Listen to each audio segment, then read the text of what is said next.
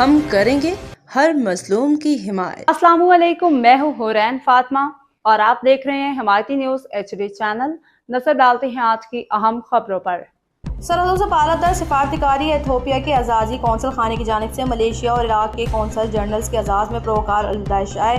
کراچی سے روزنامہ حمایتی نیوز کے سینئر چیف کرائم رپورٹر حاجی عبدالغنی باریجو کی رپورٹ کے مطابق ایتھوپیا کے اعزازی قونصل خانے کی جانب سے ملیشیا کے سرگزشت ہونے والے قونصل general his excellency Herman Hardiyanta Ahmad اور عراق کے سرگزشت ہونے والے قونصل جنرل ڈاکٹر ماجد جیجان کے اعزاز میں پروقار الوداع عشاء کا اہتمام کیا گیا۔ تقریب میں مختلف ممالک کے سفارتکاروں، برجستہ کاروباری شخصیات اور سول سوسائٹی کے معزز نمائندوں نے بڑی تعداد میں شرکت کی۔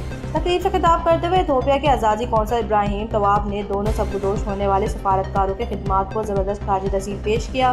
انہوں نے کہا کہ دونوں قونصل جنرلز نے پاکستان اور اپنے ممالک کے مابین دو طرفہ تعلقات، تجارتی روابط اور عوامی سطح پر روابط کو مضبوط بنانے میں انتہائی فعال اور کلیدی کردار ادا کیا ہے۔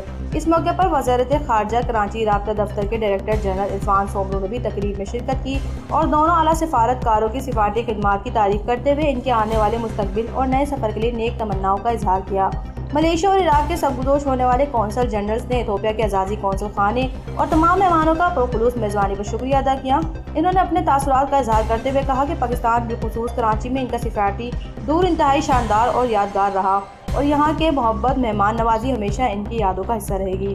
تقریب کے اختتام پر معزز مہمانوں کو یادگاری شیلڈز اور تحائف پیش کیے گئے، جس کے بعد پرتکلف اشائے سے مہمانوں کی توازی کی گئی۔ باخبر رہیے ہر جگہ ہر وقت، جانیے ملکی و غیر ملکی حالات و واقعات یقین کے ساتھ۔